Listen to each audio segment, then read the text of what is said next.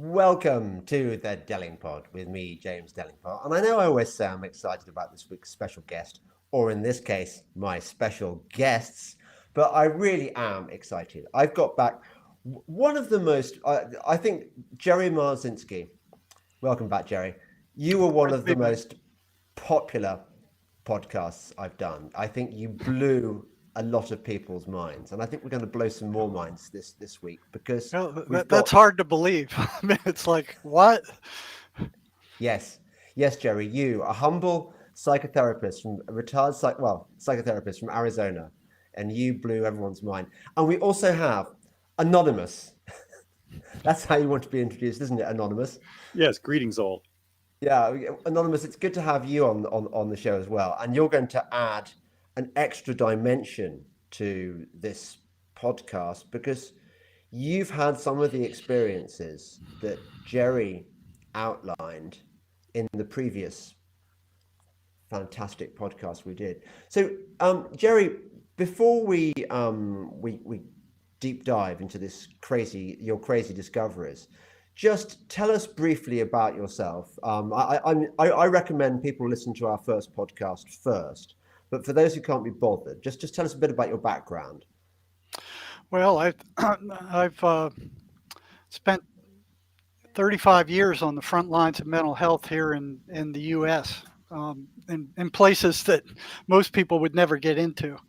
I'm a retired licensed therapist with over 40 years of experience working on the front lines of mental health in a number of different institutions. I've been studying the thought processes of schizophrenics and the criminally insane for close to 40 years now. I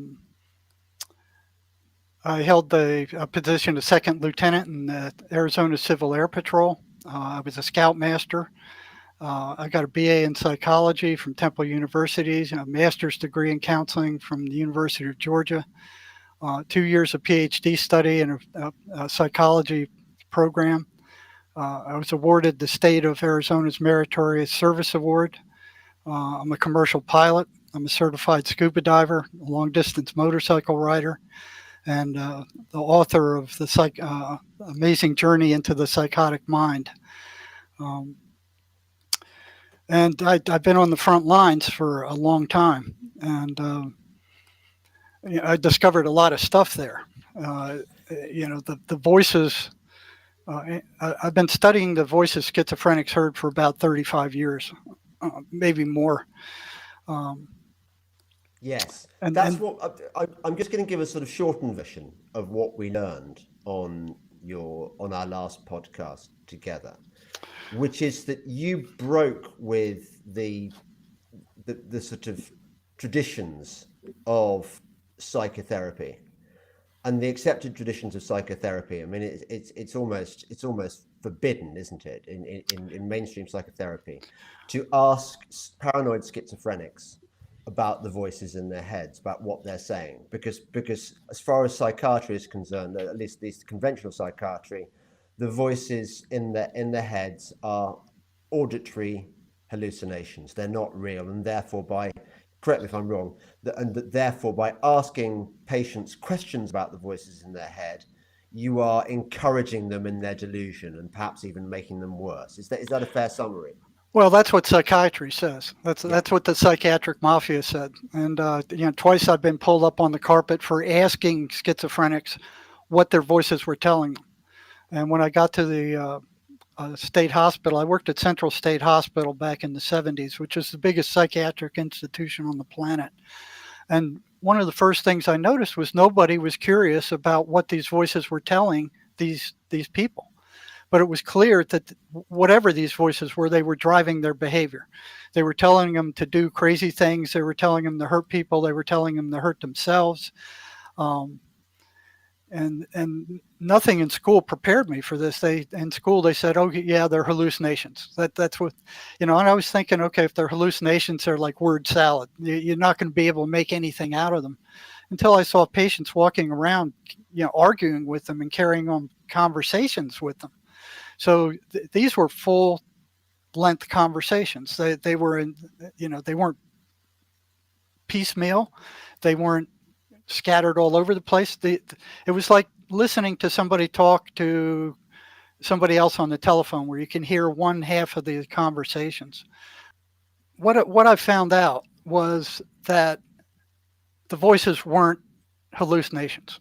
That they ran specific patterns, and they ran these same patterns in all institutions, several of them: emergency rooms, mental health centers, psych hospitals, private psych hospitals, and to get to those.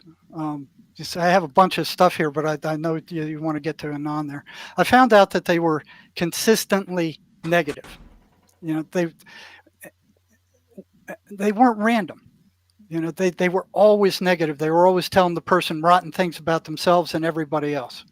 They were telling them to hurt other people. They were telling them to do bad things. They were telling them to kill themselves.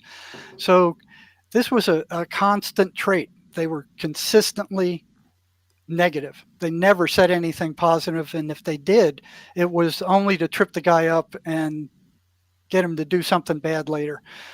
They would tell patients where drugs were. So if they ran out of drugs, especially with meth, the voices would tell them, "You be at this place at this time, and somebody will come with the meth." And that happened. I heard that from over and over again from several different people.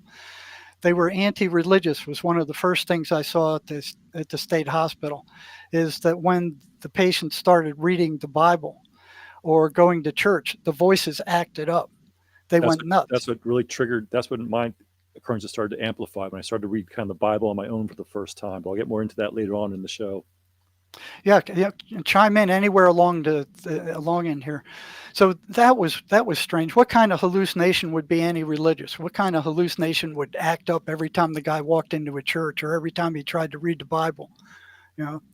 That's odd. And with the negativity, what holds them on such a negative pattern? I mean, they're not random. They're held onto this pattern. They're not neutral. They're not positive. They're not. They're consistently negative. They're trying to cause destruction of their target or host, or to incite as much negative energy as possible. So, we all get negative thoughts sometimes, but what these, I'll call them entities, do is that they amplify them in your system. They're like prodding you to get you to get more and more reactive, to kind of diminish yourself, to destroy yourself. Yeah, they want you upset, because what they do is they feed off of that negative emotional energy that they generate.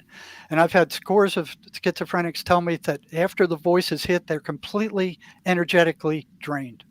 They have no energy left. Some of them couldn't even get out of bed. Yeah, you can't get out of bed. I mean, you're wiped out for hours afterwards. You don't even want to move.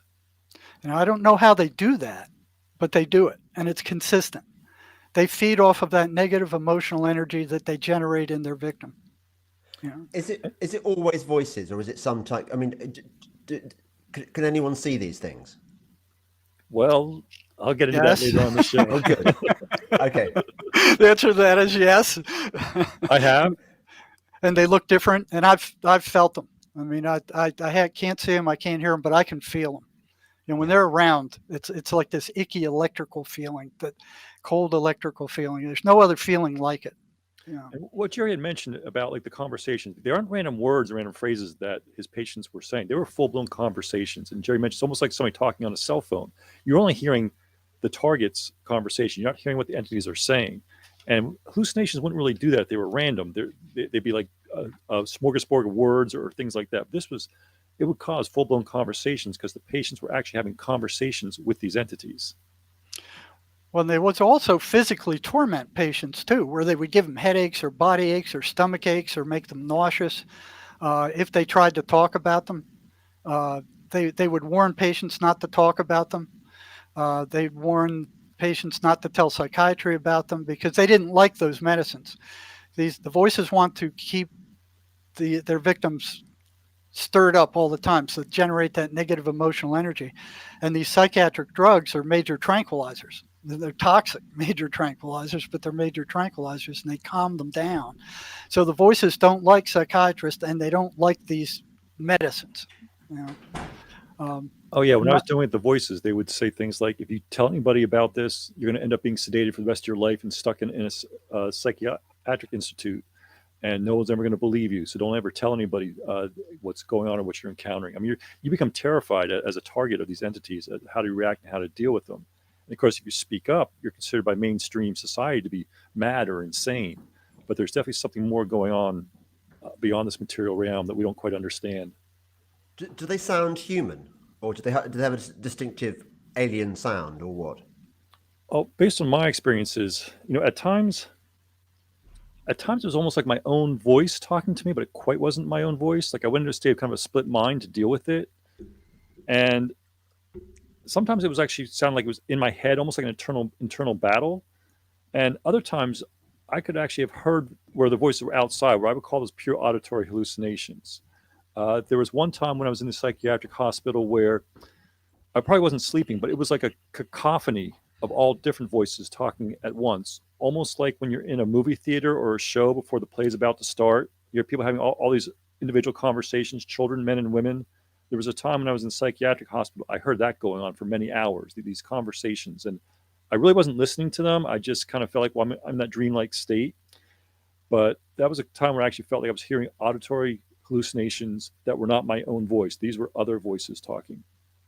And what I found was that in the majority of cases, they sound just like your own voice that you have running through your head all the time.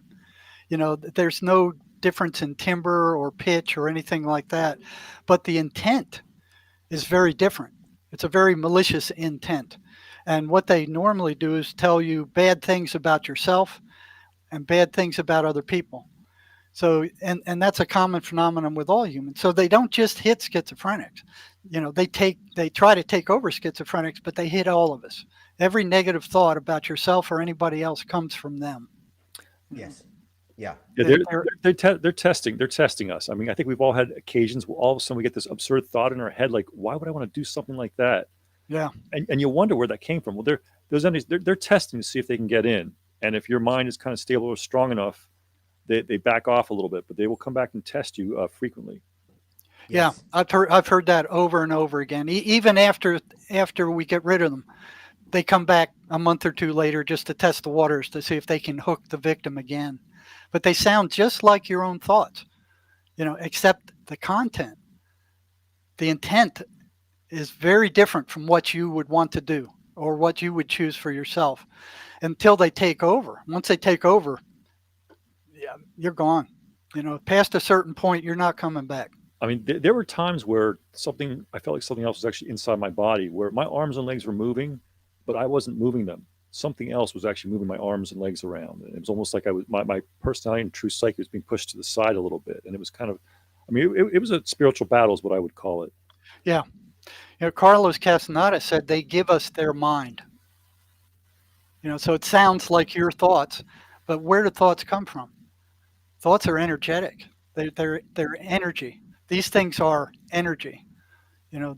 There's no time, there's no space, there's no movement for them.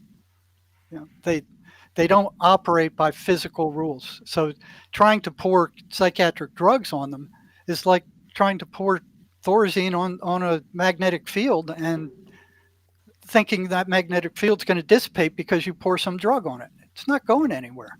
It doesn't disappear. All those drugs do is calm you down, and the vast majority of patients will tell you the voices don't disappear when they take those drugs. They just don't care about them as much. They kind of dull you down. Yeah, a good analogy, I think, is the mind is kind of like a radio. It's both a receiver, a transmitter, a filter, and a tuner. And by using these drugs, it's almost like, okay, you've got some noise or static coming through on the radio speaker. You want to fix the radio. Doing the drugs, you're just poking holes in the speaker. You're stopping the noise, but you're not fixing the radio. And that's where other approaches need to come into play to how to help people with schizophrenia to gain themselves back and start living a normal, decent life. And there's new therapies emerging right now that do that. They do that. I've adopted one of them. It's called the MACE energy method, and it works. It works great. I mean,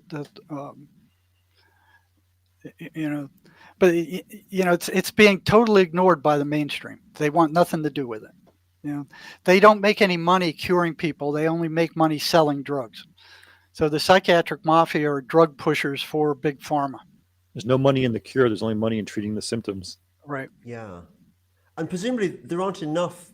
I mean, how many paranoid schizophrenics are there as a percentage of the population?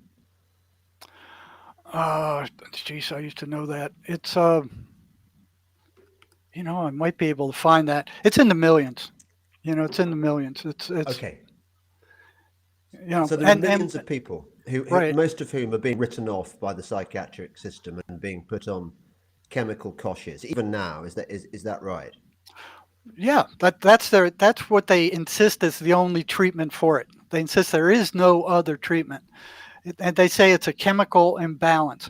But the thing is, there is absolutely no proof that it's a chemical imbalance. They made that up to sell drugs. It was a drug company back in the 70s that made that up.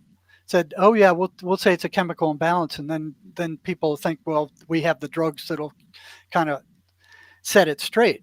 Oh, I heard that many times during my diagnosis. Oh, you've got a chemical imbalance. You've got a chemical imbalance. And I was thinking to myself, okay, I've got a chemical imbalance. Then where were my chemicals before 2 or 3 years ago, before this all started? What was my chemical balance at that point in time? Well, the truth is, they don't. That's a lie. That was a lie made up by the pharmacology, the pharmacist, drug manufacturers. They made it up to sell drugs, and it started with Prozac. And they knew it was wrong at the time, but they went with it anyway. So now the big pharma has control of the medical schools. They have control of Congress. They have control of the entire mental health system, big pharma and the psychiatric mafia, and that's what they're preaching. But it has been proven wrong. Over and over again, it's been proven wrong. And they continue to push it. Instead of saying, oh, it is, they say stuff in their advertisements now. Oh, it's believed that. The truth is there's scores of neurotransmitters in the brain. Scores. They don't even have a single test to measure what the level of any of those neurotransmitters are. So what happens is, what I saw at the state hospital that didn't make sense is, here's a psychiatrist, they bring in the patient for 15 minutes, they prescribed one of these toxic antipsychotic drugs, tell them it's a chemical imbalance, and turn them loose. They wouldn't tell them anything about the toxic effects. They didn't have any test to measure what was out of balance or by how much before they prescribed the drugs. So it was like a dartboard. They just throw a dart at the dartboard. So, well, we'll start with this drug. Oh yeah. When I was in the hospital, they put me on all different types of drugs. They kept trying different things. You're like a human guinea pig because they don't know which drug is going to snap you out of it. And I mean, there's some drugs I think they put me on. I don't have memories for at least 2 or 3 days sometimes. Sometimes you're in a fog, all different types of symptoms, different colored pills I was taking. They bring it to you in a little paper cup.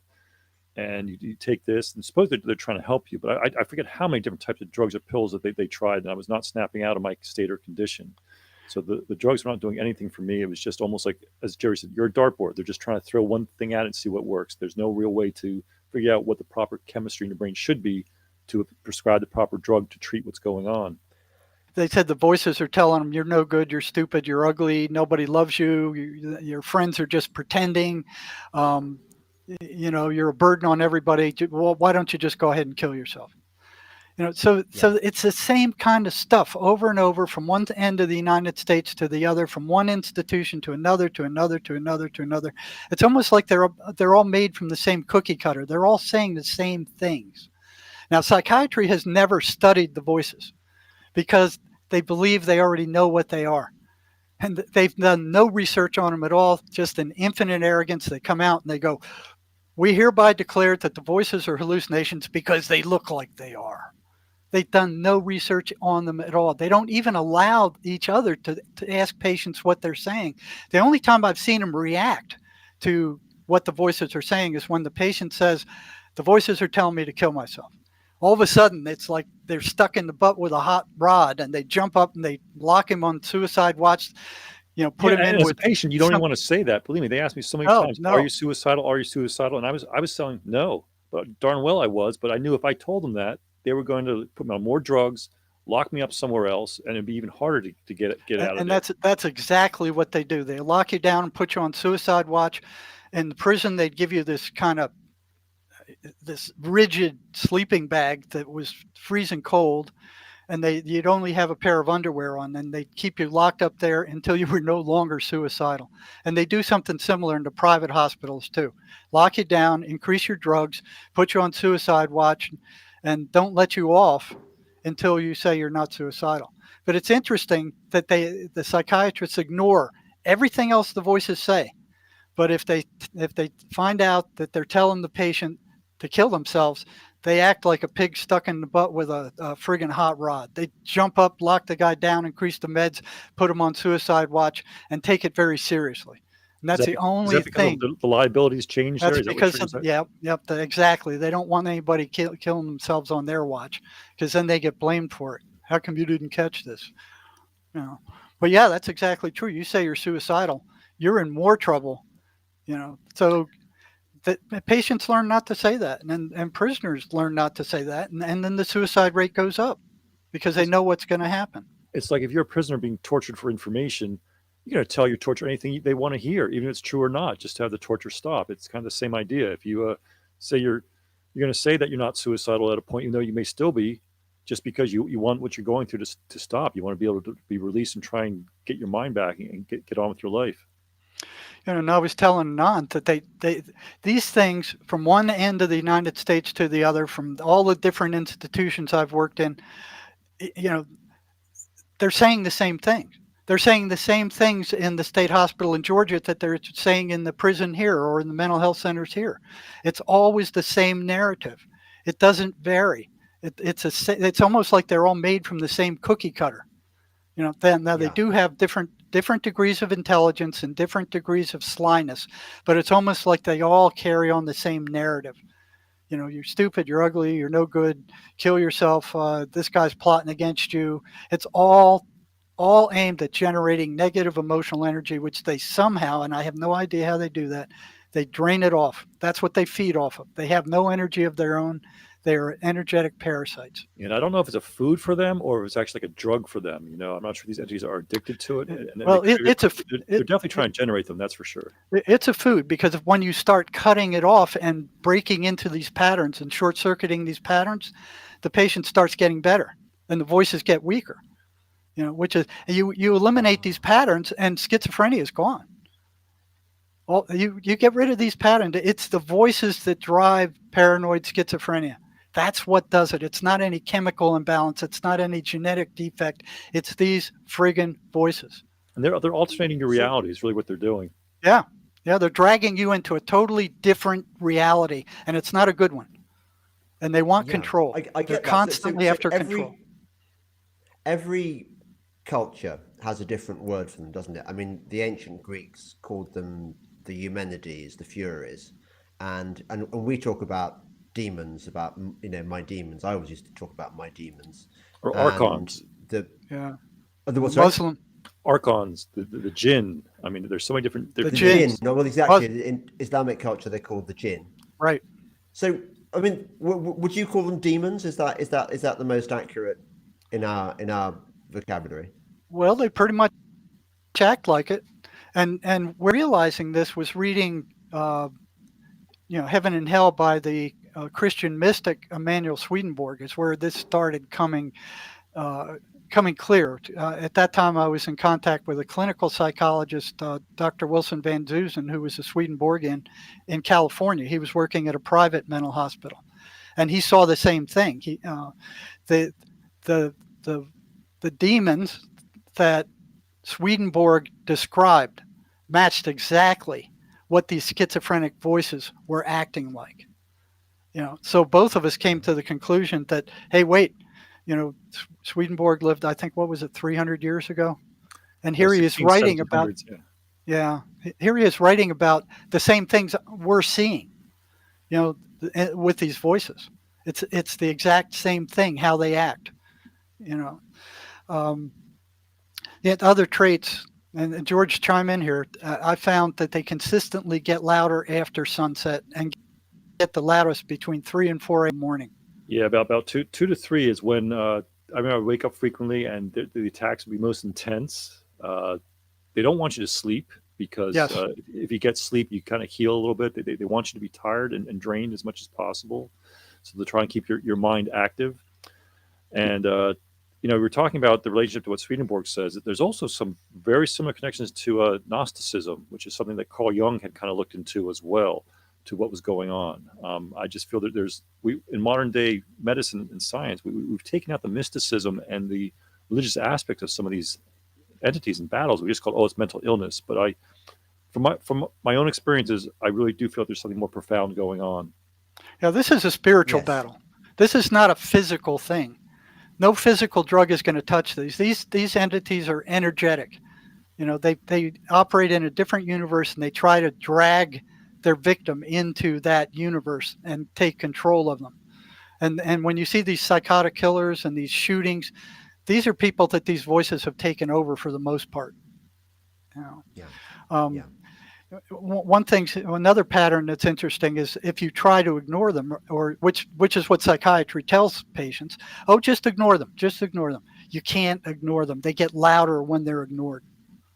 I remember checking that out with patients. I'd hear psychiatrists tell them, just ignore them. So I'd follow up with that patient a few days later, and I'd say, well, how'd that work for you? He said, it doesn't work at all. They get louder when they're ignored. They demand attention. Yeah, because if you're ignoring them, it means that you might be heading on a path to starting to heal, and that's what they don't want. They don't want you to get better. They want to keep your mind in as negative places as possible. Yeah, they want to destroy you. Do they hate all religions equally, or do they hate all religions equally, or is it just Christianity? Well, I would say they're against humanity. I wouldn't say they hate religions, because I think the religions kind of talk about these entities and demons. So I guess I see it more just they're going after humanity for some reason. Yeah, I agree with that, but they hate positive religions. Now, they'd love Satanism. They'd love that kind of stuff. They'd eat that up. But anything that is positive for humanity, any positive spiritual path, they will oppose. They're constantly fostering self-destructive behavior. I don't know how many patients I had that were about to graduate from a vocational class, and right as they're about to graduate, the voices kick up and get them to do something to sabotage themselves. So they're constantly fostering self-destructive behavior on the part of the patient. Oh yeah, my experience started in my mid-20s. I just finished obtaining a bachelor's of science in engineering, and that's when all these experiences started happening. Yeah, Why? Was there a trigger? They don't want you to succeed at anything. They want you to be alone and miserable and helpless, so that they foster isolation. They don't want anybody being around you that's trying to help you. The mothers, fathers, family are all enemies. So what they'll tell the patients, go lock yourself in the bedroom, stay away from them. They're plotting against you. Yeah, James, you asked, why then, after about to achieve a vocation or a degree or something, and it could be that that's a point in life where you're kind of making a decision where you want to go, what you want to do, at least to start out as a career, and maybe that's a point where they figure they can get in to try and stop you from pursuing your dreams. Yeah, but why? But why you? I mean, why did they attack you? I mean, they could have. Well, me personally, or just other people out there? Yeah. Why you personally? Well, I can get into that. I guess I've always had kind of a redeemer or savior of the world type of personality as one of my archetypes within me, and they might have sensed that. I went into engineering because I felt like I could improve world conditions. That was part of an assumption that wasn't entirely correct, but perhaps there was some pureness or worthiness within me that they sensed and saw as a threat or a future threat, because they don't normally dwell in the all realm of matter and time. They're kind of beyond time. So I don't know if these entities were coming at me because there's something's going to happen in the future that they're scared or afraid of. And I can get more into some of that, but I guess I was always very religious at a core. I mean, I was baptized Greek Orthodox. I attended a Methodist Sunday school, and I was in a Roman Catholic youth group throughout high school. But I was very religious, not in the dogmatic sense, like, the verbatim what the Bible says. I was very religious in the sense of belief strong belief that there is something more in this material realm, that there is something beyond. I always had kind of a strong faith in God, so to speak. So I think that's when the kind of tests and tribulations started. And part of the madness is thinking that you're mad. Because if you don't think that you're mad, it's much easier to deal and address with these entities. And society and the psychiatric mafia, as Jerry calls it, they'd say, oh, they're mad, they're insane. But when you start to feel like that oh, I must be mad. Yeah, and then they discount anything you have to say because you're a madman, you're crazy. So they don't listen to these people. And I think what George said about them going after people that they know are going to help others is pretty common. They've gone after me. I've been crushed down into the bed. Very strange experiences when patients I was working with completely recovered. About 3 or 4 in the morning, I would be crushed down into the bed, and it was terrifying, So they go after people like that. They go after preachers. If they can bring down a preacher, that's great. That's a bonus for them. Jerry mentioned about how you one of the patients who said that you had something protecting you one time. Oh yeah, that was interesting. I was talking to a schizophrenic in the emergency room. I was doing psych crisis, and asking her about her voices, trying to figure out, okay, how far gone is she? And she was coherent. And all of a sudden, out of nowhere, it wasn't part of the conversation at all. She said, "You're going to be okay. You're never going to get hurt. Doing what you're doing." And I said, "Where'd that come from?" And she said, "I see this giant angel standing in back of you. You're never going to get hurt." And I went, "Wow, it came out of nowhere." And I never was. A lot of my compatriots were.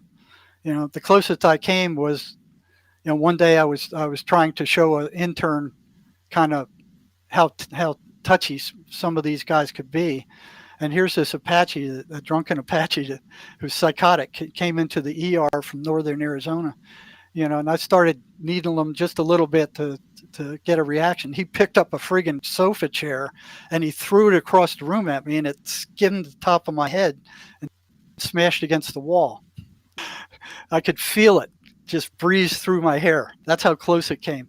And Slight haircut you got there. Yeah, he didn't continue the attack, thank God. But they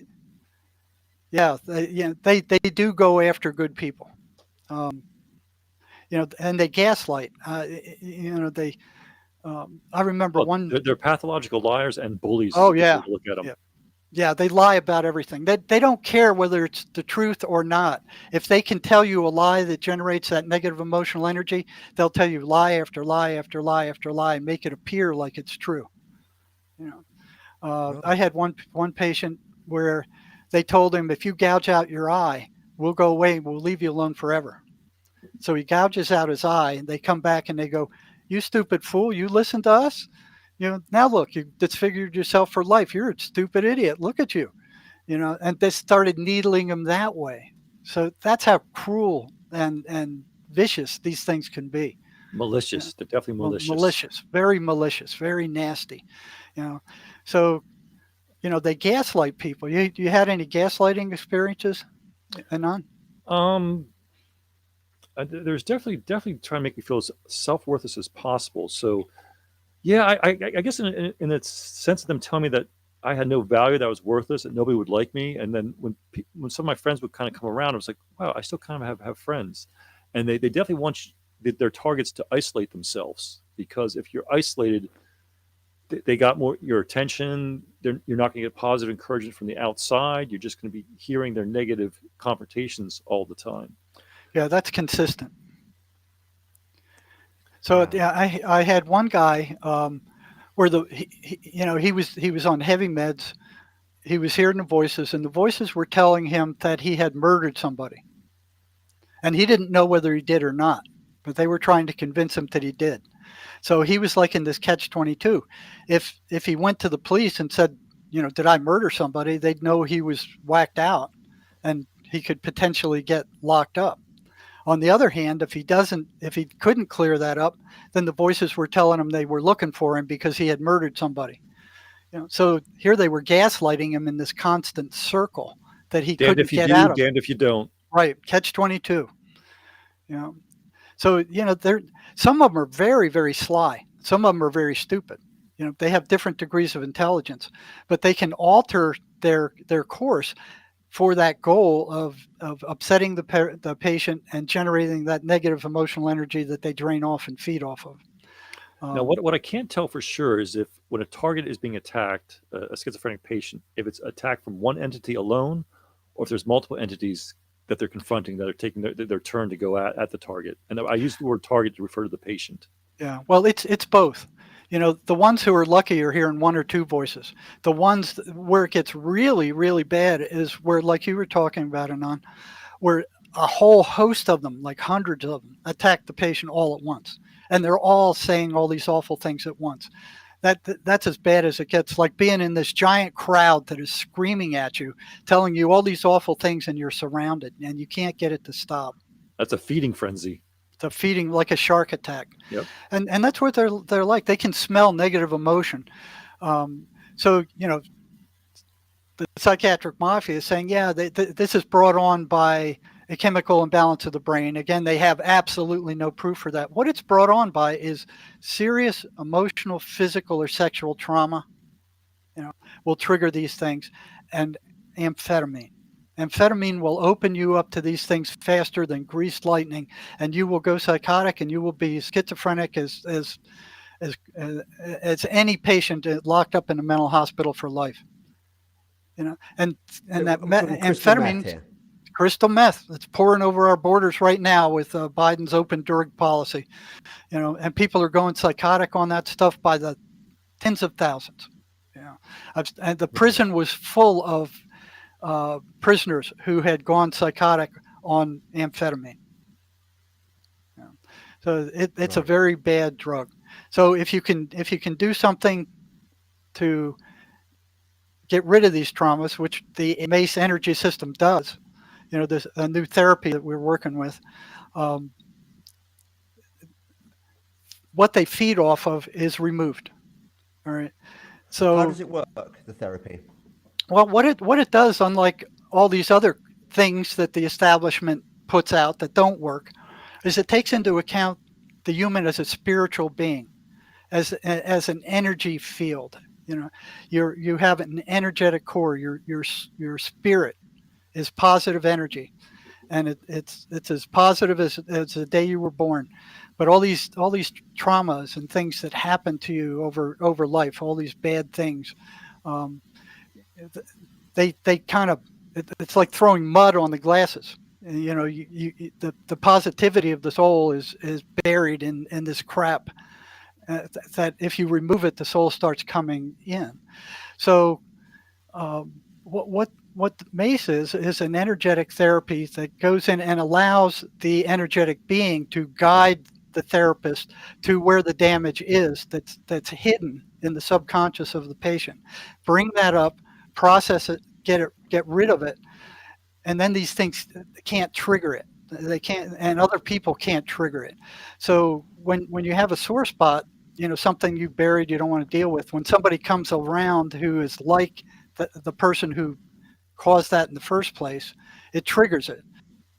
So these entities can trigger it by themselves, because since they're energetic, just like thoughts are, they can go into your mind, they can find any of these memories, and they can trigger them and rub them in your face until you start generating negative emotional energy. They can go in. I mean, they would. I remember they would go into my memories and they would use them against me, almost like I was becoming their star witness. It was a series of internal trials in a tribunal, I would say, almost like I was being judged and tested, condemned, tortured. One of the things specifically, I used to do a little fishing, like we've all did as kids. You go down the stream with your fishing pole, and you have to hook the worm in the hook to throw the bait out. And what these entities were doing, we're talking about a horrible being I was for killing these earthworms for when I went fishing and everything. You see, you're a terrible person. You're horrible. You don't deserve to live. You kill earthworms and everything. I mean, in a way, the entity was right. Yeah, I did kill earthworms. But on the other hand, we got to eat for survival. We're put in this world in our body in its forms. We have to eat food, and that was the only way to get it, to catch a fish. So, I mean, Jerry's absolutely correct. They found that little memory inside my head of hooking worms to go fishing, and they used that against me quite a bit. Yeah, they are like fishermen. They'll go in there, they'll find something that you haven't thought about in years. Something I've seen them pull up stuff that from 25, 50 years ago that a patient had done that they'd long forgotten about. It's like they bait the hook. They'll put that incident in there. They'll cast it out into your attention, and they'll go, well, let's see if he bites on this. Is he going to get upset about this? And if that doesn't work, they'll bait it with something, throw it in there. And it's almost like they're fishermen. They're fishing for what they can find buried in your psyche will upset you. Going out on a religious aspect here, I'm going to say I think what these entities are sort of trying to do is to kind of trap your soul or keep it blocked away from that true higher God or transcendental God. They don't want you to have a faith in a belief in anything above them, or that there is God or not God, or that sort of thing. I mean, I really think it's a battle for your soul is what you encounter these entities, is really what it is. Yeah, it's a spiritual battle. It's got nothing to do with biochemistry. This is an energetic parasitic entity that has been with the human race since inception, or at least since language, because they have to use language to upset you. Now they can just go in and make you feel rotten without using language, and that's happened to me a number of times where I'm sitting out there on the front porch and all of a sudden I just start feeling like depressed and down, and I'm like, where's that coming from? There's no reason. And then I'll say, get the hell out of here, boom, boom, and then it goes away. So did that ever happen to you? And on? Absolutely. I mean, they don't need words. That was part of the reason why I was able to kind of pull myself out of it, is that they would do these attacks. I would confront them continuously. I would start kind of laughing at them a little bit too, like, oh, come on, I see what you're doing. Stop that. Give it up. And they'd back off. And the more you're able to confront them, they back off because they realize they're not going to win. Yeah, you can't just roll over and let them roll over you. You have to resist them. You have to fight back against them. Otherwise, they'll just take you over. That's what they want to do. They want to take you over. They want to have complete control. They want you to do whatever they want you to do to get in trouble. And if they can get you into prison, that's great, because that's a totally negative environment 24 hours a day. You're always worried about getting hurt or getting stabbed or what's going on, or people threatening you. Prisons are hog troughs for these things. And you can feel it. As soon as you walk into the door of a prison, you can feel it. That's their territory. So they keep these people in there for years. They're abused by the population. They're abused by the guards. They come out of there much worse than they ever went in. They're given 2 weeks of medication. They're let out the door because they've done their time. They haven't received hardly any psychotherapy or any help of any other kind other than being locked up. And then they're released upon society to do whatever damage they can do. They're furious. They're angry. They're upset. They're more psychotic than when they came in, and they're released on society. Prisons they don't even try to help these guys. Yeah, the only way as a target that you really have to act as your own defense counsel or your own advocate, and you have to argue against these entities and defend yourself almost as a defense attorney to keep them at bay. James, do you want to kind of go into my story now of what I went through? Would this be a good time to branch off there? Okay. Yeah. So Jerry and I kind of met, I guess, a few months ago. He's never really done any counseling or treatment for me, but just I reached out to him because I saw kind of what he was doing made sense a little bit, and we started talking and everything, and just really things kind of coincided. So I came from a rather dysfunctional family growing up. There was death, abandonment, drug abuse, narcissism, you name it. I was probably being abused with drugs starting about the age of 7, and I had to almost be my own adult at a very young age to deal with what was going on. I had an older brother that was rather narcissistic and physically and emotionally abusive. My father passed away in my arms. I was around cocaine, marijuana, hash, pills quite often. I was offered cocaine several occasions before I was even a teenager, but I never actually did the cocaine. Because I kind of saw it destroying people around me. I had been offered drug dealerships several times while in high school. So I was almost living this dual life where I could have access to any possible drug I wanted to, yet I was still keeping my grades up in school, trying to go on an academic path. And So needless to say, there was a lot of dysfunctionality. Codependency was a big thing that was going on in my family. And when I got out of college, what had happened is I'd never been able to deal with some of my repressed childhood emotions.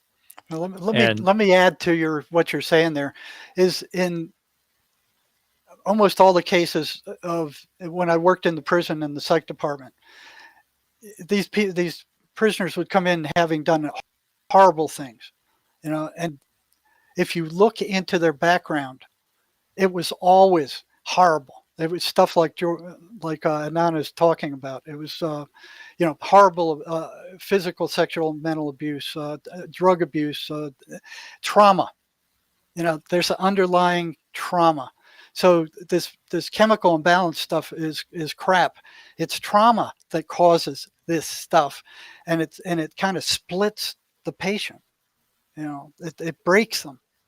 Okay.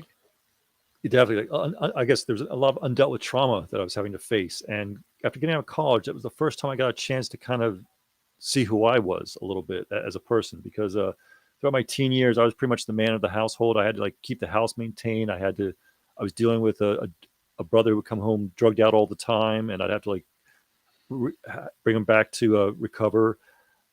He had ties with the mafia where he was dealing for them, and he owed a lot of money back and forth and different things. So a lot of dysfunctionality going on here. And every family has a degree of dysfunctionality within them, just some more so than others.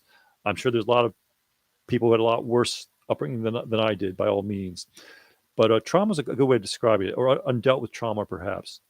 So I graduated with a degree in mechanical engineering. I'd actually taken some psychology courses as a minor. So I knew about comparative psychology, general psychology, abnormal psychology. I was well aware of what schizophrenia was, depression, bipolar disorders, the DSM, the Diagnosis Statistical Manual. I think is what those initials stand for. Yeah. And I want to let you know that all those diagnoses are made up. They're voted in and they're voted out. There is no clinical test for any of them. A bunch of psychiatrists get together like in a tobacco bar, and a guy comes in, hey, I got a new diagnosis, so they call it this, and this is its symptoms. And they add it. They have to have a diagnosis for the insurance companies. So this is one of the biggest scams on the planet. All of these diagnoses are made up. They take segments of normal human behavior and trauma. They break it up into segments, give it a diagnosis, give it a number, and they then feed it to the insurance companies, and Big Pharma comes up with some kind of drug to treat it. What's going on is just it's mad. It is madness and insanity. Madness. Because there's a better way to deal with this issue. So I was dealing with a lot of codependency issues. I had a lot of anger against my mother and some of my family members for what had occurred to me in the upbringing. And, when you come out of a dysfunctional family, quite often they will never get what was going on. They will never admit to themselves what was going on. They're dealing with their own dysfunctionalities and voids in their characters as well. So I started to read the Bible on my own, just because I always wanted to. I kind of felt like I had a mission in life to do what I could to improve the human condition, kind of be a redeemer of our species, or savior type of archetype, so to speak. But what was happening is all these suppressed notions were starting to surface on their own. So I was starting to read the Bible on my own for the first time, without any middleman, just because I wanted to see what it said to me. I was just reading a standard gospel Bible, a King James Version or New American Standard Version. And what happened is I started to get very, very depressed. Like something was telling me that I was worthless, that give up on your mission, that you'll never achieve what you want to achieve. Don't even bother. I was starting to crash. I was crashing. And this probably occurred towards the tail end of 1989 and going into 1990. And I crashed so hard psychologically. You call it a psychotic break, a nervous breakdown. There's many different words for it. But it reached the point where I couldn't see colors anymore. I was seeing only in black and white. My mind was getting that depressed, I guess. Food lost all flavor. It had no taste. It was almost like I couldn't get my words out. Like something else was trying to take me over a little bit. It was a whole bunch of things going on at once. So I was basically on mental overload, trying to deal with everything. It was suppressed memories, childhood trauma, codependency. I was trying to break the codependent bonds I had with my mother, and I was getting mixed message and signals from her on certain things. So I crashed so hard I ended up in a psychiatric hospital. Ended there. I was there for about 4 weeks. What was it like when you first got in there, George? It was a mixed bag. I mean, some aspects of it were horrible and terrifying, like being in a prison. Other aspects of it, you could tell some people in there were generally trying to help their patients recover, to improve upon it. And of course, you're being put in an environment where there's so many other people who have their own emotional and psychological problems, and you're trying to gain a sense of reality, what's right and what's wrong, and you're grounding back, and you're all around these people who don't have their own grounding. So it's almost like you're putting your foot down to try and rebuild yourself, and you're putting your foot down in quicksand because there's so many others around you are kind of in the same state. But I remember they would have like a talk to like a psychiatrist, and there were nurses there, and I didn't have a particular favorable psychiatrist, I would say. I remember some of the other patients were complaining. I think his thesis or his approach was seemed to be shock therapy, in terms of, and by shock in this case I mean anger, like anger management, where they were trying to trigger anger within you to get some sort of reaction. I almost felt like this particular psychiatrist's approach was to try and generate anger in their patients to get them to react or confront things. But needless to say, that was not helpful at all, because I mean, I'm feeling worthless. I have absolutely no hope of a future. I mean, I remember there was times in the hospital, my mind was so overwhelmed, or I felt like something was trying to take it over. Well, I would actually walk into walls because I couldn't find the thoughts to turn my body or move my body in a different direction. I remember laughing to myself, saying, "Oh, this must look so ridiculous. I'm walking into the wall. And when I'd walk into the wall, I would keep walking against it. Like I couldn't find. I'd keep walking, but I couldn't find the thoughts to turn myself in a different direction." So they would trying all different types of drugs on me as well, as I mentioned earlier in the conversation, and nothing was working. There were times where I don't remember what went on at all. There was times where I heard multiple voices going on, and there was group therapy going on. But I reached a point after about 4 weeks where none of the drugs were working. I was so depressed. The Gulf War was starting at this point in time, and I was almost like I felt like I was responsible for the Gulf War starting, and it's my fault because I couldn't stop it. And this is kind of what the entities put in your head. I mean, they're trying to make you feel worthless. That they're playing with your memories and what's going on in the present as well. Almost like I had the weight of the world on my shoulders. So during the final week, if I didn't improve, I was probably going to be sent to the state psychiatric hospital. I was actually in a place called Princeton House at this point in time. I still had health insurance because I was using cash advances on my credit cards to pay for my health insurance at the time. How much time did psychiatry actually spend with you before they made a diagnosis and started dumping medicines on you? Oh, it wasn't much at all. I mean, sometimes I think the first time might have been 20 minutes. Sometimes it might have been a 30-minute session. And I can't remember if it might have occurred twice a week. I mean, if anything, as far as my recovery goes, I would say the nurses were actually more helpful than the psychiatrists there. I mean, because at least the nurses seem to have a little bit of compassion. And that's kind of what I needed, just kind of some compassion and understanding. I mean, I was in one of the most darkest depths of my reality I could have possibly been, with no hope of a future. So I reached a point, none of the drugs were working, and I must have tried at least 20, 30 different pills at least.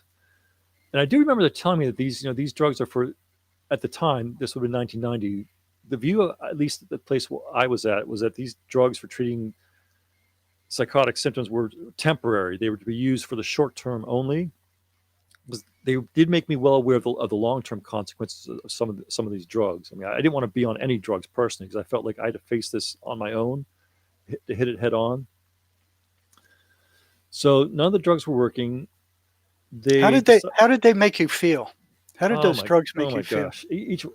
Each one would make you feel a little bit different. I mean, sometimes you're just in a fog, super dry mouth. Other times, like time was like shifting a little bit back and forth. When I'd move my eyes, and it'd take a while for the images that I was seeing to catch up when I would like turn my head back and forth. Sometimes I don't have memories of a few days there because of the drugs that I was on. All different symptoms. I remember the drugs were different looking. Sometimes it was taking 2. They'd increase the dose of 1. They'd change it over to another. They do a combination of this and that. Did you feel any of those drugs helped you at all? Absolutely not. Absolutely not. See, the way they originated back when is these drugs were discovered by accident in a dye lab in Europe, and they found out that they could give them to massive psychiatric populations and bring them under control. It wasn't to help them; it was to bring them under control, because before they came around, attendants had to actually fight with patients and put them into straitjackets. That's the only way to control them. So these drugs are a means of control in psychiatric hospitals. They don't help anything except to calm the guy down and turn him into a zombie. Externally, they're calming them, but internally, they're not. I mean, it's almost like it's almost like someone has a broken leg, so you solve the problem by cutting off their leg. There, the broken leg is gone. You haven't cured them; you just made them worse. So they prescribed me to go through some ECT treatments, and that stands for electroconvulsive therapy, and that's where they actually shock the brain a little bit. So this was fall of 1990. Thank goodness I wasn't getting it in the 1950s or the 1960s, where they would actually shock you with a high amount of voltage and your whole body would convulse back and forth to the point of breaking bones. What they did is they lay on a table. It's like going into surgery. Put a bunch of electrodes and probes on your head. They give you a muscle relaxant, and at the same time, they have to put you on kind of a breathing apparatus, because the muscle relaxants are so strong you can't move your lungs on your own anymore. So they have to have a machine that breathes for you. And then what they do is they give like the brain a kind of a jolt. Now it was low voltage jolt. You don't remember the actual jolt, at least I didn't, because I was put under with the anesthesia. Like it's like going to surgery in a sense. You count backwards from 5 when they start turning on the anesthesia. The room, you go dark, you go black, and then you wake up later. But I remember one thing. After the very first treatment of the ECT, I felt better. I felt a little more like myself. I was still at rock bottom, but I felt like, okay, I can start climbing out again where I was at. So I knew the ECT had helped. Now, and I was telling them, hey, I feel a lot better. I can rebuild myself now. But they said, no, you need 5 more treatments at least. So I think 2 or 3 of the treatments I had were inpatient. 2 or 3 were outpatient. But I remember I had a total of 6 ECT treatments where they were kind of shock the brain a little bit while you're under anesthesia. And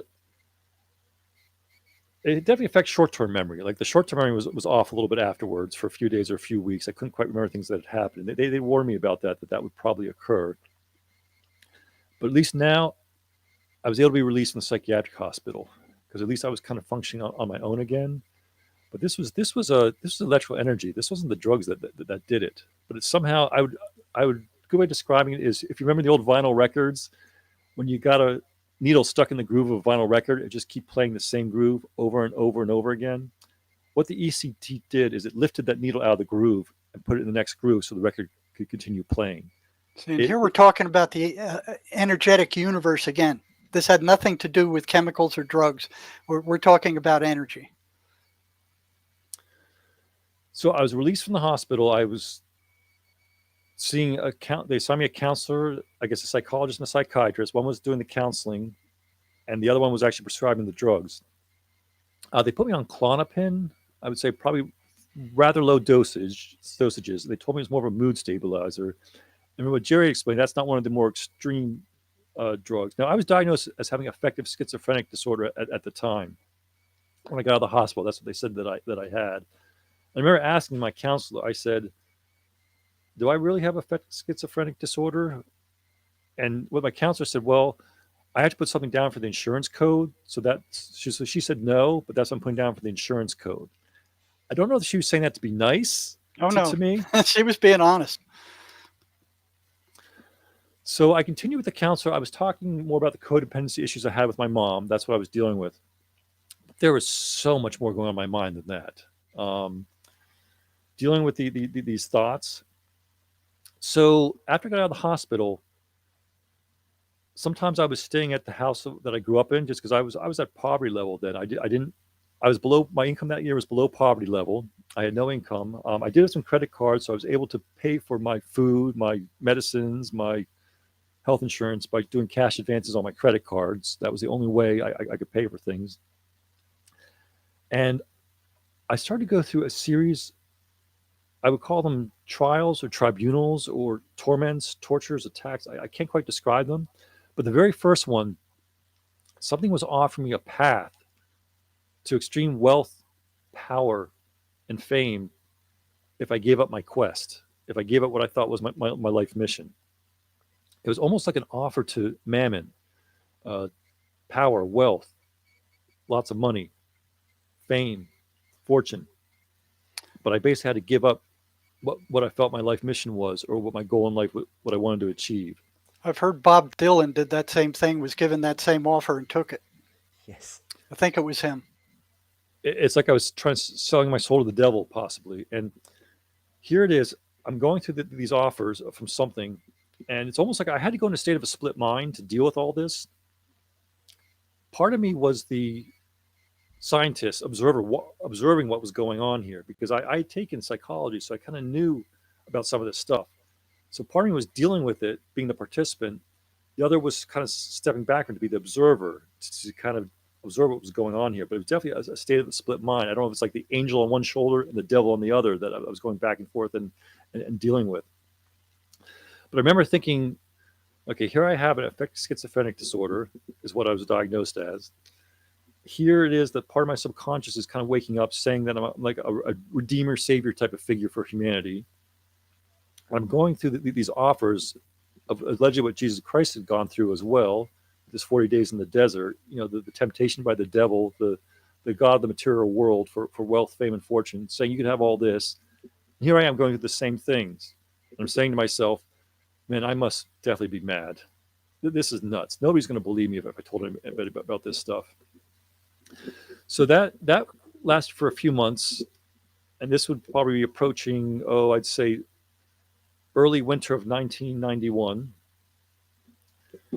And then there'd be other battles that were occurring, other internal confrontations by these voices or thoughts. I call them very strong thoughts. I know Jerry refers to them as being hallucinations, auditory hallucinations. That's what psychiatry calls them.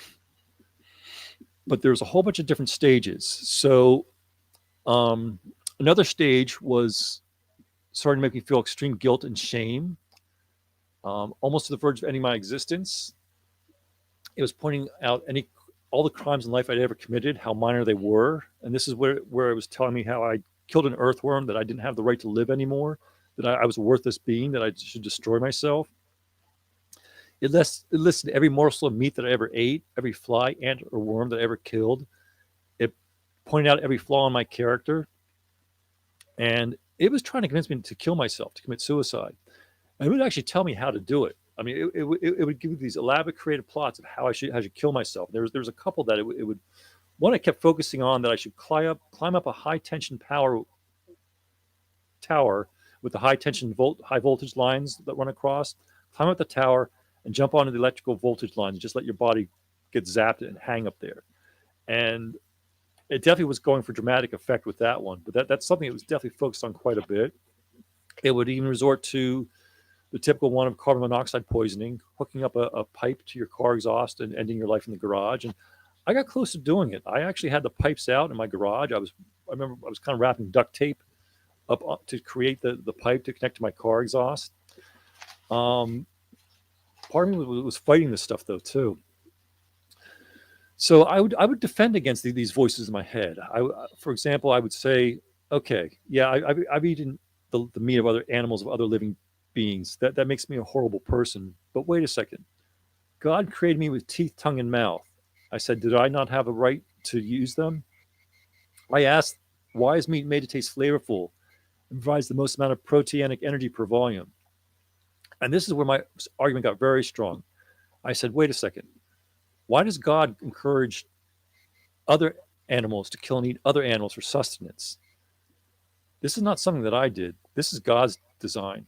Take your arguments to God, not to me on this. And this archonic thought kept on for quite a while, but and it still continues to a milder degree. But as I defended against these voices and these attacks, they would back off. And then a new one would start from an entirely different angle. So again, I don't know if it was the same entity or if it was a whole bunch of different ones. So the next attack, and this was going into probably late winter of 1991, it kept telling me how worthless I and humanity are, that we didn't deserve to exist. It kept saying that we're insignificant lumps of flesh destined to rotting, being eaten by bacteria and worms. And I countered that argument.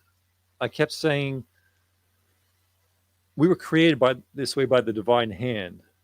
We didn't decide what our bodies would be. We didn't decide our composition of flesh, blood, and bones. It was granted or forced upon us. I said in defense of this prosecuting attack, how can you condemn our form when we had no say or control over its creation? I said, take your arguments to God, for that is where you'll find the answers, not with me. Seeing that my defense was strong, this attacking thought, it subsided very early. It withdrew its stance. I think it felt like my argument was very strong. It had no case in that attack. So you can't blame humanity for their shape and form when we're not the ones who made the form of our bodies. You know, I was taking a religious approach when dealing with these thoughts and these spiritual attacks. And then the next stage or attack, I'll call it, I don't know if these were initiations, what I was going through, torments or tortures, but the next attack, it kept trying to convince how I and humanity did not deserve to exist. It was almost like it was entering my mind, these thoughts or these entities. It was judging all of humanity based on my experiences. It was using my memories to try and prove humanity's guilt. I was becoming its star witness during these tribunals' internal trials. It was seeing the history of humanity and our species' derelict and dysfunctional behavior through my eyes. It would replace something over and over from my memory and then say, see, humanity is an abomination. They will never evolve. They're not worthy to exist. I'll call it was almost like an inquisitor. And it was stating that humanity is a worthless, ignorant creation. It stated our species didn't deserve to continue. Now, I defended those charges, and here's what I kept saying to it. I said, yes, you are correct. There are many humans that are evil, wicked, ignorant, and full of hatred. But I also said, there are others that are good, compassionate, kind, and full of love. I put forth my defense that you don't condemn an entire species, religion, or culture as being entirely imperfect based on the actions of a few. So as I would defend myself against these attacks, but I almost felt like it was attacking not just my own self, my own soul, but all of humanity. I felt like I was acting as an advocate or defense attorney for all of humanity on these attacks. And then the next stage or attack, the next prosecutor's arguments, it kept telling me, why even bother trying to guide humanity with the knowledge being given to you? It said, they will never listen, they won't change, they will only laugh and mock you.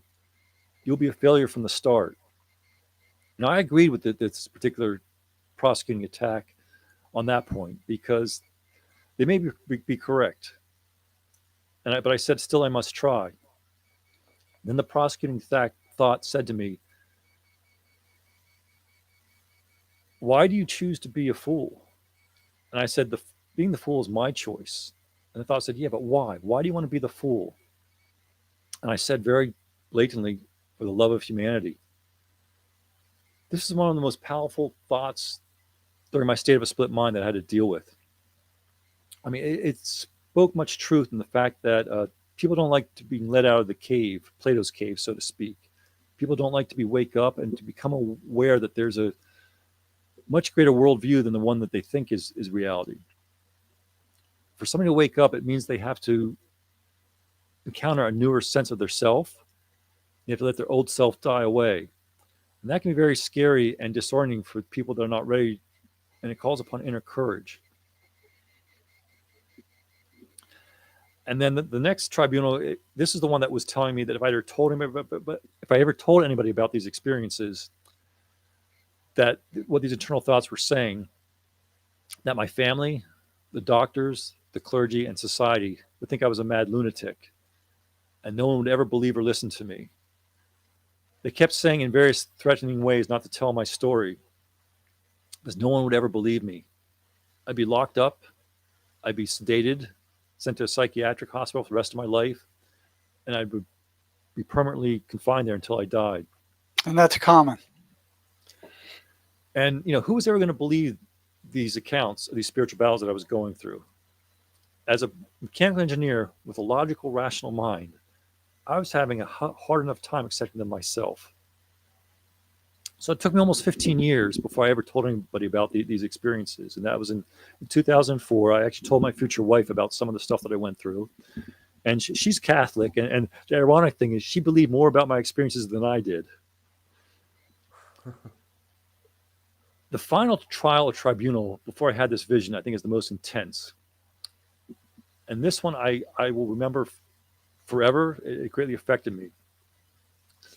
It kept telling me that God does not exist. It kept saying that my life mission was pointless. There was no such thing as God. It was telling me that God is dead.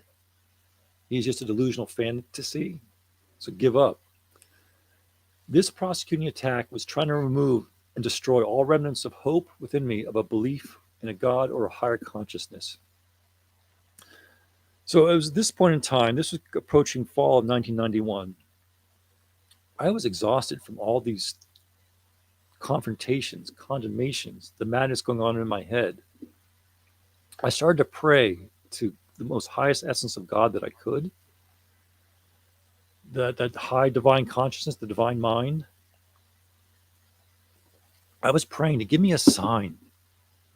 Give me a sign that this is not all madness and insanity going on in my head.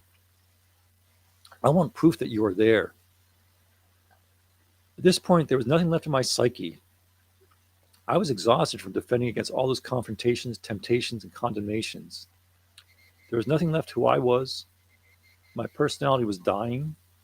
I was dying. I was unemployed. I was in financial debt, fighting depression. I was dealing with the psychological distress of being diagnosed as having affective schizophrenic disorder. I was feeling trapped, isolated, overwhelmed, without any sense of a future. And again, my income that year was below poverty level. I couldn't go on any farther. I needed a sign from divinity that this was not all delusional mental illness going on in my head. I wanted strong evidence that there was something more legitimate occurring than just pure insanity. I prayed heavily for a sign, for that divine parent to show me some proof. It didn't matter what it was. I didn't say I want a sign of like a new car showing up in my driveway or anything. I left it up to God to decide what the sign was going to be. You know, if a priest had knocked on my door, I would have accepted that as a sign. If a Bible arrived by mistake in the mail at my front door, I would have accepted that as a sign. But after some of the most intense praying I ever did, something very profound occurred. After about 2 weeks, in the autumn fall of 1991, I had a vision, and it still affects and resonates with me to this day. It is something I will never forget. So, James, I can show you a PowerPoint presentation if this is a video interview we're doing here, or is this just audio only? I think it is video. It's when my internet works, you can see a picture of me moving, and sometimes I'm frozen. But you can try. Do you know how to do it? How to do? I do not. I have a PowerPoint presentation, and Jerry hasn't seen this either. But is there a way that I can do share screen? Oh, probably. I don't know how. Okay, if not, I'll describe it. But we can figure out how to do a share screen. Well, you have a picture, right, George? I do. Can I? Well, let me describe what occurred. So I woke up about 2 to 3 o'clock in the morning. And again, as Jerry mentioned, that's the time where some of these voices and thoughts get very strong.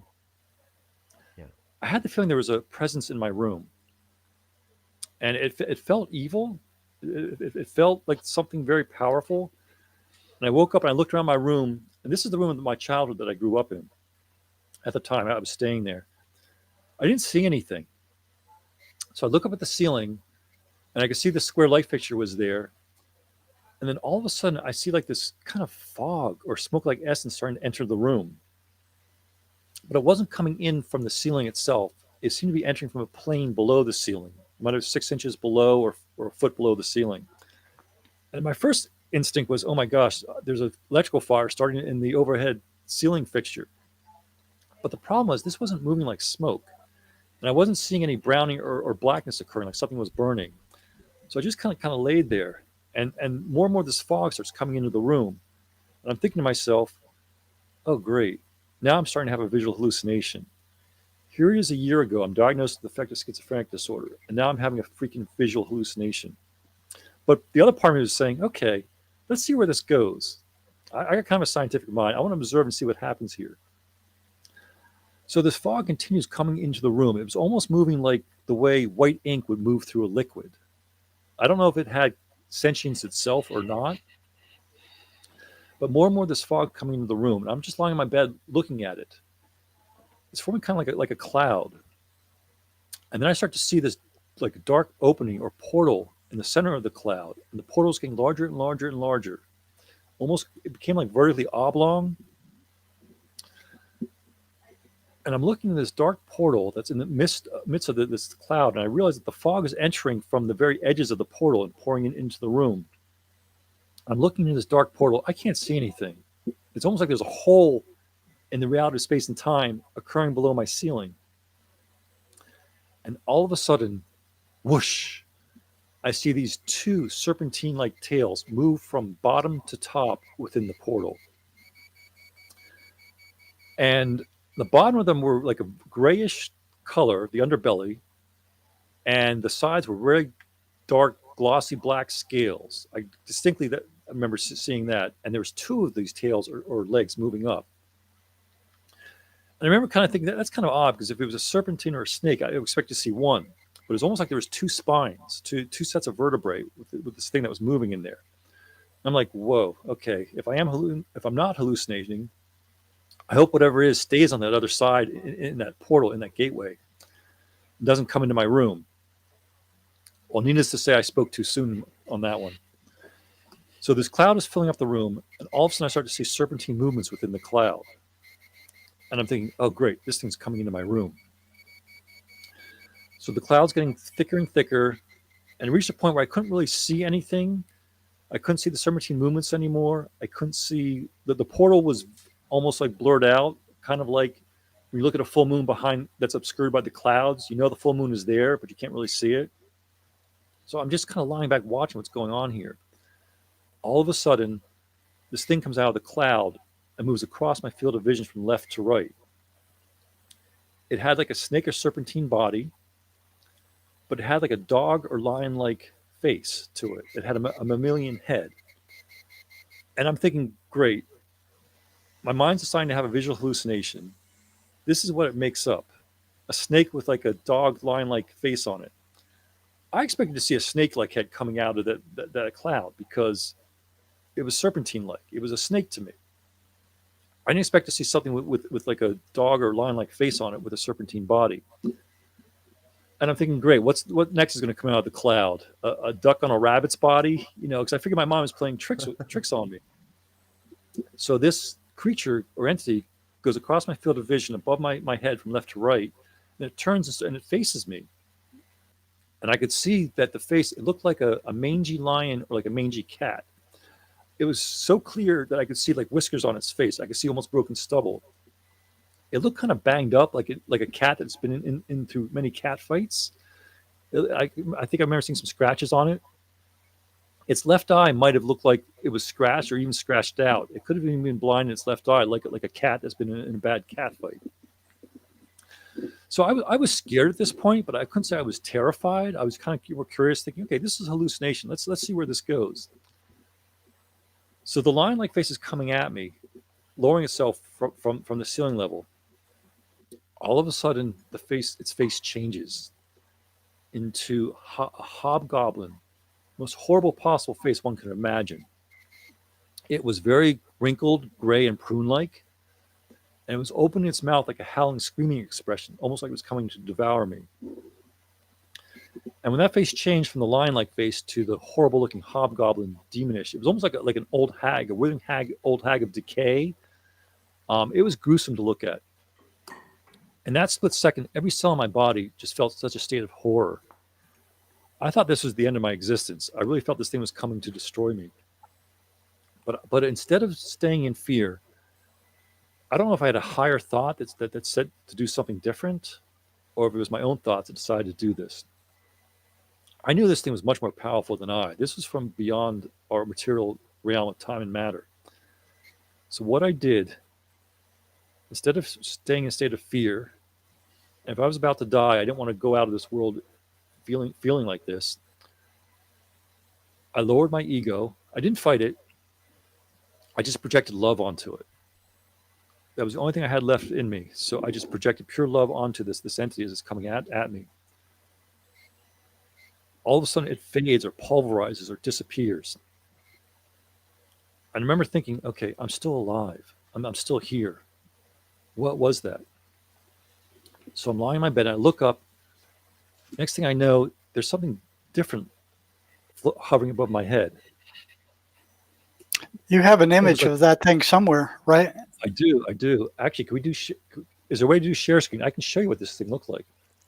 I wish I knew how to I do actually it. was writing a book on religious experiences, and I started to discover something called Gnosticism, which I didn't know about Gnosticism until about 3 years ago. And I found this image of exactly what I saw among some of the Gnostic talismans. Wow. Is there a way to do a share screen, or if not, I can describe it? Can you print it out? Describe it. It took me some time to do it. I have it as a digital file. I'll do that for next time. Yeah. Yeah, but he's got an image of it that's 4,000 years old. What this looks like, it's actually the Egyptian god called Chnubis. And if your listening audience does a Google or Bing or an internet search, and just types in Chnubis, it's spelled Chnoubis. Again, that's Chnoubis. And it matches exactly what he saw. That's exactly what I saw. Now, this Egyptian god of Chnubis, it's also known as the Gnostic demiurge or Abraxas. It's kind of a creature entity that has a lion-like, dog-like, mammalian-like face and a serpentine body. And again, I felt like it wasn't like a single tail that I saw. It was like two tails coming out of this head. So I attended a Methodist youth group, or I attended a Methodist Sunday school and a Roman Catholic youth group. They don't teach you about this creature called the demiurge or Abraxas in those religions. So I mentioned how the snake-like entity had pulverized or disappeared. And now there's this like white porcelain mask-like entity floating over my head. It was sheer beauty. And there was some fluttering going on, almost like it had golden-like wisp or wings. And so there's this white porcelain face. It looked like it was a non-corporeal being. And there's stuff going on in the background. I guess a way to describe it is almost like when you look at a heat mirage or heat rising off of hot pavement or hot asphalt. It's kind of like it blurs a little bit. It's fluttery. This was going on behind the white masks. And those flurs or flutters seem to occur where these golden wisps or strands were coming out of it. It's almost like it was coming in and out of reality as it was flapping or fluttering. So there's a lot going on in the background of this white porcelain masked entity, but I was just focused on the white porcelain face itself. And the face, it was sheer beauty. It was undescribable beauty. And it was androgynous looking. I couldn't specifically tell if it was male or female. I felt it was of a feminine nature, though. And I remember part of me saying, I'm not worthy to look at this face. Like I wanted to turn my head and look away. And there's a few times during this experience where I actually shut my eyes and shook my head back and forth to try and snap out of it if I was having a hallucination. But it didn't stop. And when I would open my eyes again, it wasn't like it left off where I shut my eyes. It had continued. Like as this cloud was coming into the room, I'd shut my eyes and I'd open it, and there'd be more of the cloud after I opened my eyes back up. So I tried to snap myself out of what was occurring, but that didn't work. So there's this beautiful white porcelain face mask entity, and it wasn't aware of my presence. I was aware of it, but it wasn't aware of me. And it's almost like it was looking down, either that it wasn't aware that it was free or was looking down in shame. I couldn't really describe it, but it wasn't aware of my presence. That much I know at first. Then all of a sudden it kind of opens its eyes and it looks at me. And then I knew now it was aware that I was there. So we stared at each other for maybe 15 to 30 seconds, but it felt like an eternity. And again, this face was sheer beauty. I mean, it was a type of beauty that as a human being, I didn't think I was worthy to look at it. It seemed to be of another realm. So I didn't know where this was going to go.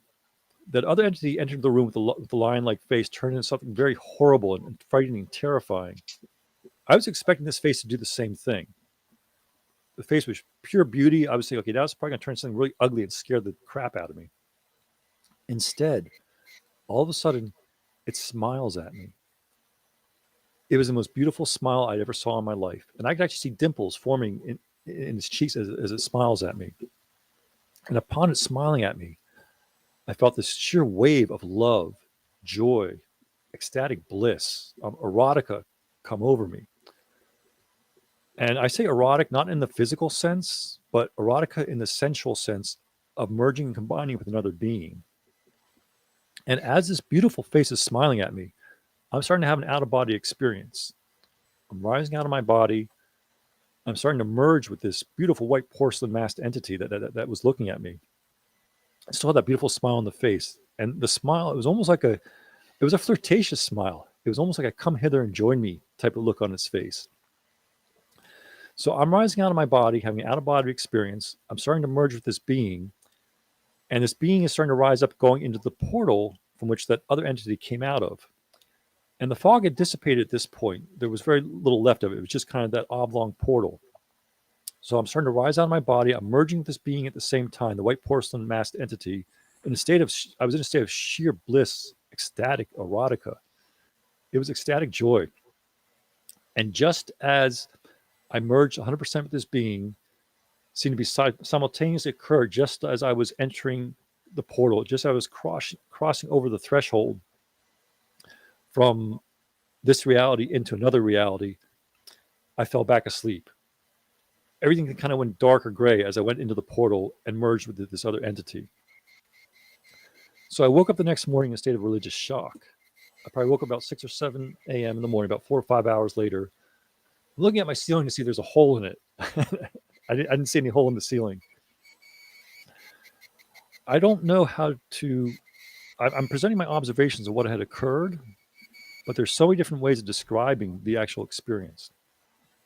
I don't know if the serpentine lion mask entity and then the beautiful one afterwards were one and the same, if they were two sides of the same coin. I don't know if the first entity was a demon and the second one was an angel. I don't know if that first entity was an archon, possibly the head archon himself, Abraxas or the demiurge. I don't know if the white porcelain mask face entity was an aeon. There's all different ways of interpreting these experiences. And what happened to the voices after that experience? When I woke up the next day, I knew that what I was going through was not pure madness. There was something legitimate. Because here it is, something's telling me that God doesn't exist. And then I had this kind of like divine experience, one might say. That white porcelain like face might have been an emanation of God herself. But the voices started to subside. It's almost like I knew that I had won. I think what happened is the voices subsided because they realized they didn't have a chance against me. Because my faith became even stronger after that vision. Because here it was, something was trying to convince me that God does not exist.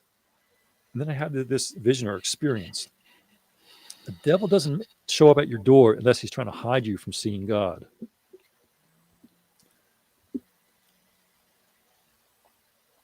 So about 30 years later, the past 3 years, I was working on a book and I started to do some research and I was being led somewhere. And I almost feel like this white porcelain entity, I've given her a nickname. I call her Zoa, Z-O-A for short. I do still feel like she's around sometimes. She might be Sophia herself or Barbaro for those that understand Gnosticism. And this entity kind of, the good one, I will say, helped me write this book. She was guiding me where to go, what to write. She almost became my muse in a sense. Now, the thing that the logic defies is here I have this vision of something that was around 4,000 or 5,000 years ago. And I didn't know what it was until the last 3 or 4 years, because there was no internet back in 1990, 1991. I wasn't reading any books on the occult. I was only reading the gospel-based Bible at the time. So it's taken me several years to kind of come to terms with what I encountered. But I had won those battles, and I wasn't subjected to the extreme destructive drugs that they give schizophrenic patients. I was just on Klonopin at the time. I stayed away from all alcohol and all recreational drugs during this time period from 1989 and onwards, because I didn't want to be on a foreign substance in my body. I wanted to fight this stuff head on. I was facing internal battles. I knew I wasn't in the right state of mind. I knew any drugs would only make it worse, but I had to confront this stuff straight on. So I wasn't on I wasn't addicted to anything. This was a pure and straight divine visual encounter is the best way of describing it.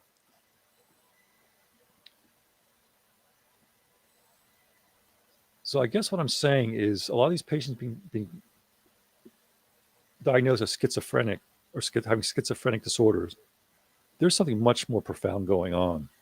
It's a spiritual battle. It absolutely is. There's legitimacy to it. And I think if you instruct these patients that this is really what they're dealing with, it's going to make them easier to cure themselves and get themselves back on their feet.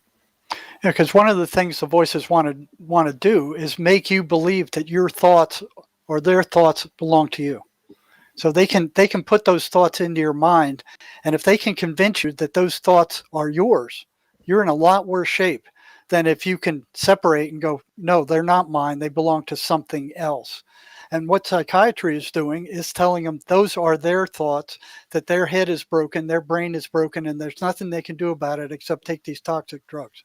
This is a spiritual battle. There's no ifs, ands, or buts about it. What do you think would have happened if you'd accepted that sort of pact with the devil that you were being offered for work for worldly success? Do you think it would have come to pass?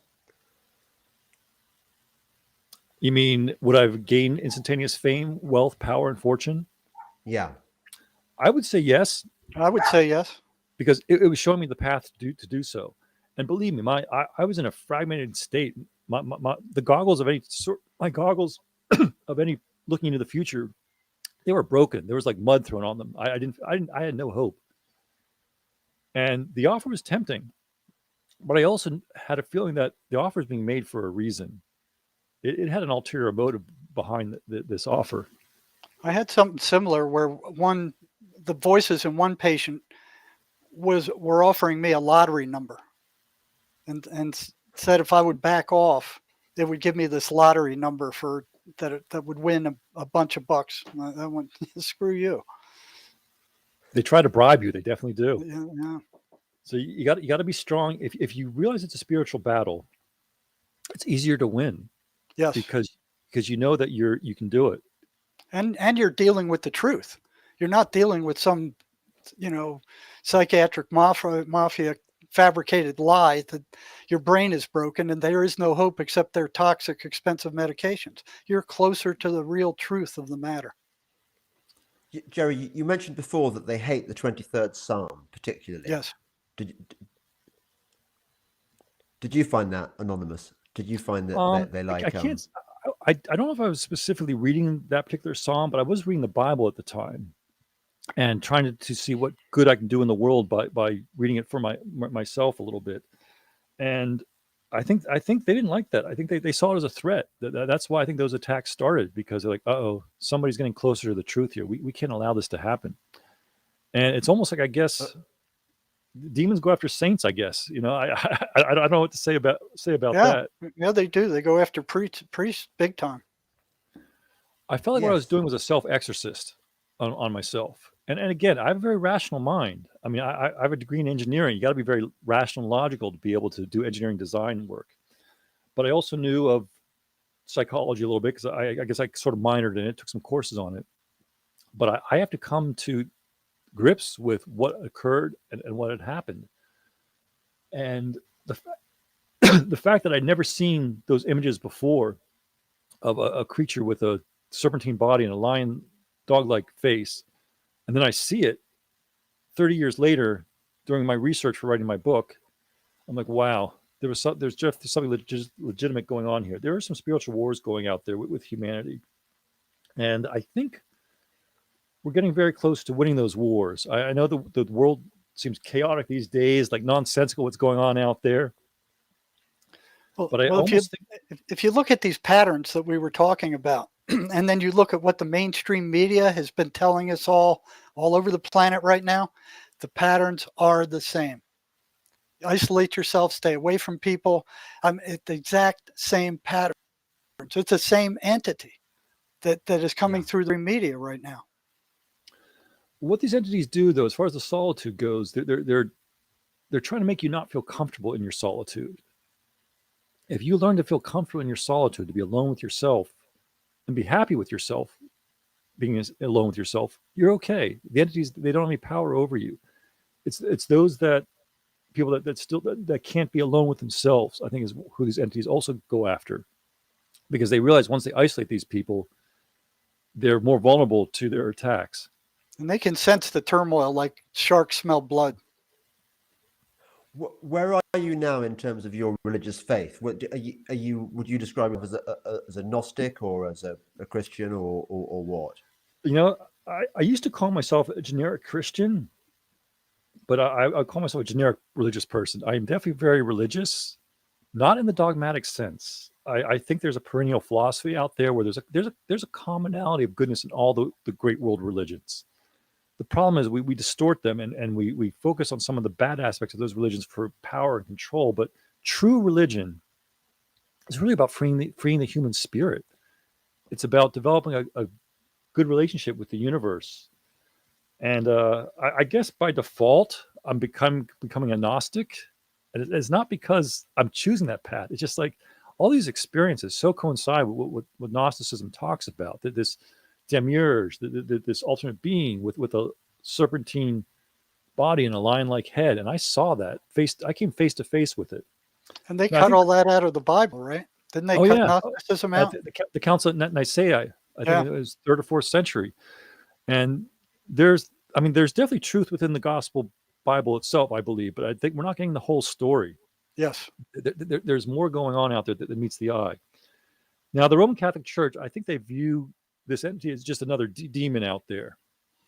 Well, the Gnostics take it to a higher level. The Gnostics say that, okay, this is the head archon. This is the bad maker of this world.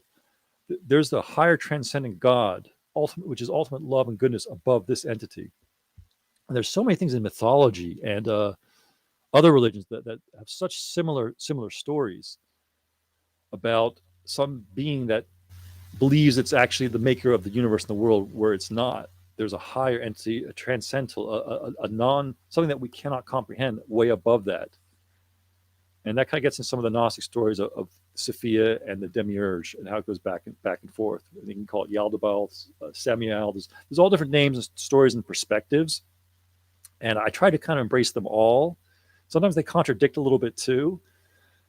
But I definitely believe there's a commonality with all the world's religions, and it's something that humanity has to come to terms with, to realize there's more than just this world of matter that we live in.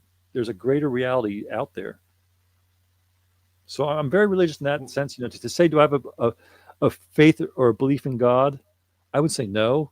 I know there's a God. And where that God, I think that God is both feminine and masculine. And I think the transcendent God can manifest in different emanations. Sometimes it can appear to us as saints, as angels, as masculine or feminine, or even androgynous at times too. It's a busy universe out there in both material realm and the spiritual realms. Yeah, you're constantly surrounded by spiritual beings, and they're constantly, the bad ones are putting negative thoughts about yourself and other people in your head. And if they can get you to believe that, they're going to turn you negative. And then you're going to start doing negative things. You have to watch what comes into your mind and ask yourself, where do these thoughts come from? Yeah. that's probably it's been a fascinating conversation with both of you. Thank you so much. I think I've probably taken up enough of your time, and that's really, really good story. And thank you, Anonymous. You're quite welcome, James. I definitely enjoy and like tell my story to help others out there with their spiritual battles. Well, and I'd like to conclude a little bit with where we are now. We have a psychiatric mafia and big pharma who've taken over the mental health system. There's more psych drugs now than ever, and the population is in worse shape than ever. CDC said the suicide rate hit the highest level since World War II.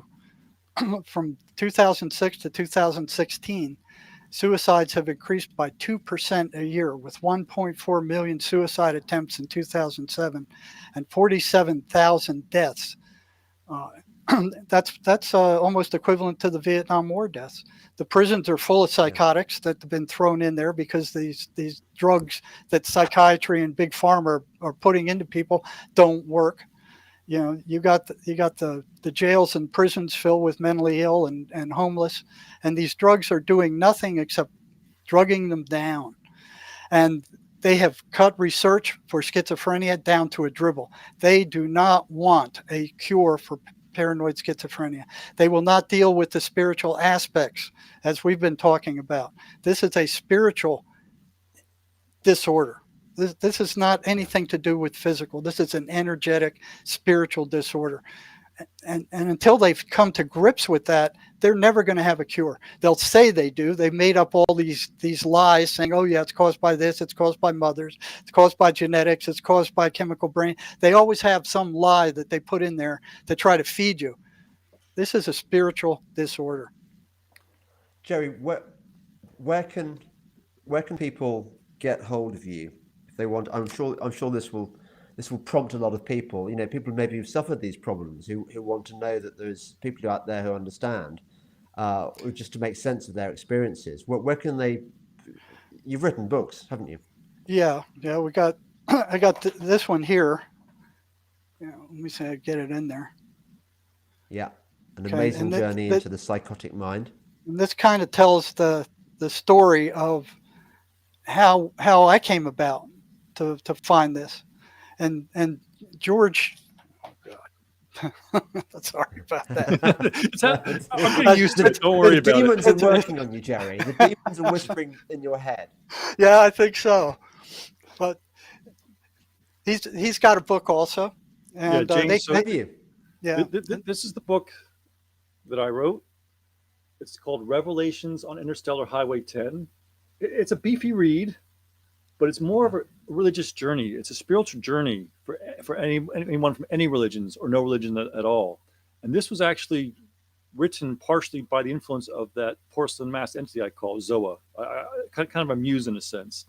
And I have a website. It's called astroxrising.com. It's spelled ASTEROXRISING.com. And that shows at least where somebody can get the book if they want it. Or your listening audience can just do a internet search for the book titled Revelations on Interstellar Highway 10. And the author is even listed as being anonymous on it too as well. so much. And my website is jerrymarzinsky.com, MARZINSKY. And yeah, I do have a clinical practice, and there's a way to sign up for sessions there. Book is available at it's available on Amazon. It's available at lulu.com also. Brilliant. James, do you post links with your channel? Do you post links? Yeah, I do. I'll send you a link to my website. That way, if your listening audience wants to check out the book or anything like that, it'll make it easier for them to find it. That's great. Chaps, whatever you want to call yourselves, it's been really great. It's been really great talking to you. And only remains for me to thank you all for watching this. And if you want to support me, I hope you will and can. You can support me on Patreon, on Subscribestar, on Locals. I'm big on Locals, and on Substack. So I really appreciate your support, and I hope you enjoyed this podcast. Thanks very much, and thank you, gentlemen. It's been mind blowing again. Yeah. Thanks for having us. Thanks a lot. Bye bye.